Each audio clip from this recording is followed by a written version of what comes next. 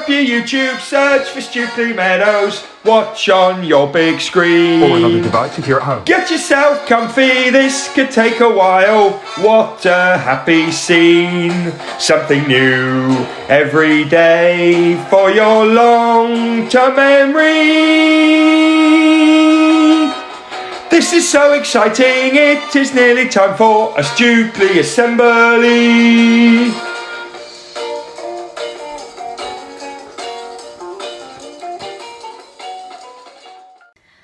Everyone, and welcome to today's curriculum assembly. I almost said values assembly then, who knows why, but anyway, let's get started in our usual ways. For each other we, every day we, to improve we, and together we will, and our everyday focuses are, and our Stukeley motto is, and our Stukeley curriculum is, and 4 words that make the magic happen. Brilliant, so here we are again. Can you believe we're coming to the end of our first half term of curriculum assemblies, and they have been busy, haven't they? Well, I thought it would be really good to have a quiz just to check how much we've actually been paying attention and how much we can remember. So here is the quiz. I want you, as quickly as you can, as a class, to think of the subjects, the curriculum subjects that we talked about so far, and the experts that came to talk to us about them. Pause me now. Go. Now, if I'm not mistaken, this is what I have remembered. I think, first of all, we had a chat with Mrs. Page, and she told us all about her love of art, in particular sculpture. Do you remember? I just remember her with that skull. Don't know if you remembered that bit. Then we met Mr. Flint, telling us all about how science has played a really important part in his job dealing with animal nutrition, working in a pet shop. Then I think we saw Mr. Casey telling us all about his work as a police officer and all the reading and writing that he has to do. So that kind of English link there. All the reading and writing involved in his job. Then we saw Billy Stevens telling us all about music technology and his role as a sound engineer. So we were talking a bit more about music at school too. Then last week, I think we had Mr. Horn telling us about his job in the world of computing and technology. And he was showing us and talking to us about some of the key kind of technology things that he has worked on. I might have forgotten something, I hope not. Apologies if I've forgotten anybody, but hopefully you remember better than I did, but I think that's it. Okay, so this week we do have another expert coming to talk to us, and they're going to be sharing with us how their particular job and the role of geography actually in their job. So I won't say too much more about that, but I am going to talk to us about geography at our school. Now, if somebody says to you, what do you learn about in geography? Or when you're doing geography, what do you do? I wonder what you would say. By all means, pause me now as a class if you would like to teachers and talk about that a bit more, but you don't have to. I think, or I know, that geography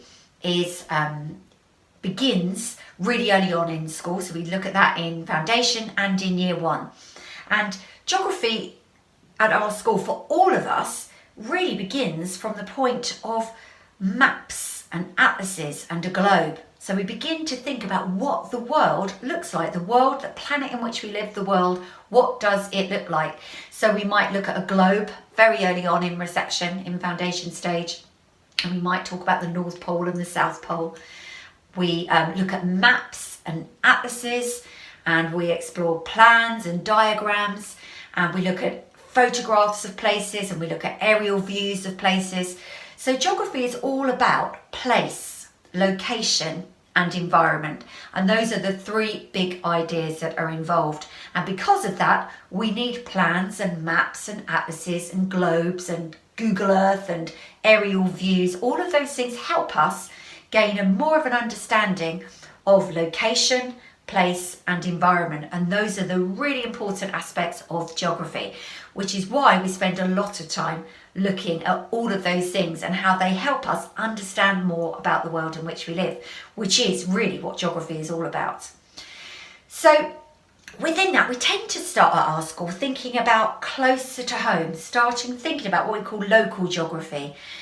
We look at the school and the school grounds and begin to think about the shape of the school and the shape of the grounds.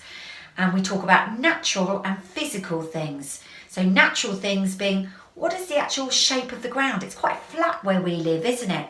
And we think about what natural things we see around us. Is it, do we only see lots of buildings and roads, or do we actually see fields and open spaces? So we begin to think about the place in which we go to school, and we broaden that out a little bit to the place that we go home to each night. So we think about where we live and what that looks like. We do talk about whether an area is very built up and some of the problems that can have or that can cause. We do think about some of the kind of open spaces that we have around us that we can enjoy too. So once we begin from those very small beginnings, we begin to open it out a little bit more so that we learn more about the town, then the county, and then the country that we are a part of. And then we also think about that country being part of a larger continent, and then the continent that we're a part of being part of several continents across the world, as well as the seas and the oceans that also we can see when we look at a globe, for example, the land masses, which we call continents, and the water, which we call oceans and seas. So that's a really big part of geography at our school. What we're trying to do is think about what is the world like? So what does it actually look like? Some places are very flat. Where we live, for example, is quite a flat part of the country. And some countries are very flat, places like the Netherlands. Some places are really mountainous or have regions of mountains. So they would look very different from our country, for example, or certainly the area where we live. So a lot of geography is about comparing places, about what they actually look like and what the land is like. And we also think about, well, is it hot or is it cold in these places? And what kind of things then grow or don't grow in those places? What kind of animals will we find in those places? And what's it like to live there? Do people live there? And all of those things. And we begin as geographers to build up a picture of the world, not only what it looks like, the physical aspects, but also what we call the human aspects. What is the world like? How have humans impacted the space around us? What impact have we had on the world? So we think about climate change, and we might think about things like sustainability, which means, and renewable energy sources. All of those things that you probably have heard in the news, we talk about in geography and we learn more about. So that's really the flavour of geography at our school. I wonder then how geography might have been important for our expert today and how she puts that to good use. So without further ado, let's meet our expert and ask her our 6 big questions. Here we go.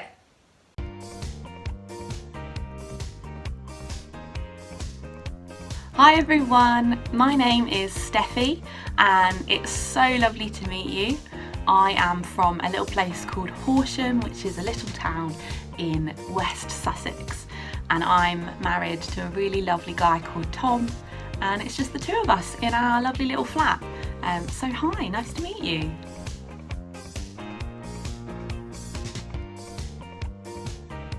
What was I like as a kid? Now, I think I was a pretty good kid actually. I really enjoyed school, I loved studying, I loved learning, and other than that, theatre was my big passion. I loved performing, getting to be on stage, to sing, to dance, to act. It was just my happy place. I really, really loved doing that.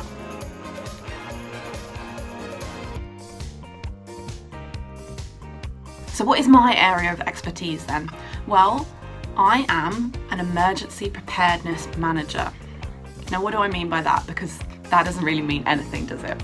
Now, effectively, what that means is that I plan and prepare for disasters or bad situations, so things like flooding, things like COVID, lots of other things that can have a really bad impact on us. I sit there and think about them and think about how we can best prepare so that they're not really bad events. So I'm a little bit busy at the moment because COVID's kept us pretty busy, but it's can be enjoyable at the same time, even though there's some really hard stuff that we have to deal with.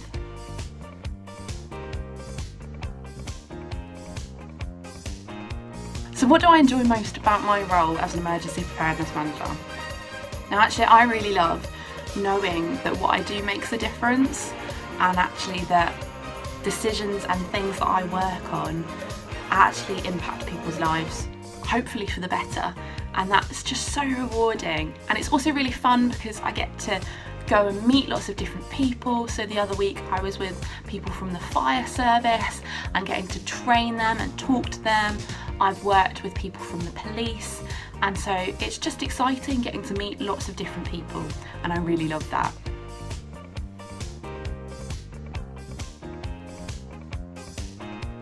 What's the biggest challenge in my role? Now, I was thinking about this, and I think probably it's just that things can happen at very short notice. So an incident might happen bang in the middle of the day. I might be in another meeting, I might be doing a bit of work or a project, and all of a sudden we get a call that says there's an incident that's happened. I don't know, something like a flood has happened, or there's been a gas leak or something, anything like that. We'd get a call, and that means I kind of have to drop everything to focus my attention on this new incident that's happened. And so that can be really challenging to kind of figure out how to manage different levels of work. But it's also exciting, getting to get the rush of adrenaline and set up incidents and know that actually in those first few hours and minutes after an incident's declared that actually I'm making a difference.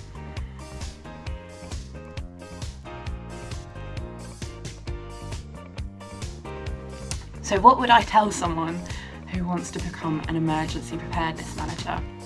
Well, actually, I'd tell you, you probably want to study hard in geography. Now that sounds really weird, doesn't it? But actually that's what I did. So I did geography at A level, and I really enjoyed it. I really particularly enjoyed learning about volcanoes and earthquakes and how those impacted people. And so then when I went on to university, I studied that in more detail. So I did a degree focusing on natural hazards and disaster management. And that then led me into my current career. It led me to being an emergency preparedness manager because it allowed me to think about all these horrible things that happen and how we reduce the impact of them, how we make people cope better, how we can make people not feel so affected when bad things happen. So yeah, that would be my advice, is work hard in geography. It is important, and it will really help you if you wanted to become an emergency preparedness manager. It's been great to talk to you. Thanks guys. Well, really big thanks to our experts. I will let you know that actually I'm her auntie. So just in case you were wondering how I got to know this expert that lived in a part of the country that you've maybe never heard of before, that's how. But it was interesting, wasn't it? I have to tell you another little secret. I didn't really know the full details of what her job involved because it's quite a new one for her. But it was so interesting. And I knew that she was dealing with kind of, as she said, kind of dangerous incidents or incidents that might cause lots of bother to human beings, like a flood, for example. And I know that her geography interest and her further studies in geography have really helped her not only get the job because she needed to have the right qualifications, but have also helped her understand the impact of humans on the land, and then the impact of natural events and natural disasters, the impact that they therefore have on humans and the land. So it's a really interesting aspect of geography that she has put into use in that job, isn't it? So it just goes to show working hard in all parts of our curriculum, in geography, in history, in music, in all of those things that we've talked about, can be really important to help you get the kind of job that you would like to have when you're older, and to keep following your interests in those different subjects, and who knows where it might take you. So that's all I have for our curriculum assembly this week. Really big thank you to this particular expert and to all the other experts that we've had so far. I know that Mrs. Singletary mentioned in the Stukeley Standard last week that we would really love to hear from families, maybe to email me with families who think that they might like to have a little go in our expert slot. I'm glad to say I've had one family already contact me, which is brilliant news. So you can look forward to that one after half term. It's going to be good. So here we go into half term, everyone. Keep working hard, keep being kind, and make sure you stay safe and have a brilliant rest. See you soon. Oh, another fantastic expert and Mrs. Stevens' niece. I love that kind of information. Thank you, Mrs. Stevens. Thank you, Steffi. Another curriculum area, talking about geography and some other parts of the curriculum there. Brilliant news. Now, just before we move on to birthdays, just a reminder that we're meeting lots of experts over the next few weeks. We've already met a few, and it's really important that we know that they're experts for a reason. They've trained, they've practiced, they've worked hard, and they've been kind, and now they've become experts. Sometimes I have a bit of fun with the experts. Sometimes we turn what they're doing maybe into a Stukeley game, or sometimes we might talk about it in a way that's a bit different because we're not experts. But it's really, really important that you know that our experts know what they're doing, they're trained, and they're only allowed to do certain things because they're an expert. Okay, we are now going to finish with birthdays. Oh, and everyday knowledge, but birthdays first. Hey, hey, hey, it's time to say we've got a Stukeley birthday. Hey, hey, hey, it's time to say we've got a Stukeley birthday. Come on! Happy birthday, Emily, in year 1. Happy birthday, Emily. I'm sure you've had lots of fun with your family, your sisters so far. Fun with your friends in school as well. Have a lovely day, 1 year older. Superb news. Let's finish with everyday knowledge for you. And we are learning to remember things worth remembering, learning to remember things worth remembering, learning to remember things worth remembering, everyday knowledge for you. And we are learning to remember things worth remembering, learning to remember things worth remembering, learning to remember things worth remembering, everyday knowledge for you. Okay, it's a quick one today because time is running out already. Let's do some number sequences. Let's do some that we've never done before. 1 times 10 is, 2 times 10 is, 3 times 10 is, 4 times 10 is, 5 times 10 is, 6 times 10 is, 7 times 10 is, 8 times 10 is, 9 times 10 is, 11 times 10 is, 12 times 10 is. Pretty good. 1 times 3 is, 2 times 3 is, 3 times 3 is, 4 times 3 is, 5 times 3 is, 6 times 3 is, 7 times 3 is, 8 times 3 is, 9 times 3 is, 10 times 3 is, 11 times 3 is, 12 times 3 is. In which year was the Great Fire of London? That's right, 1666. In which year was the Battle of Bannockburn? That's right, 1314. In which year was Charles Dickens born? 1812. See you next week.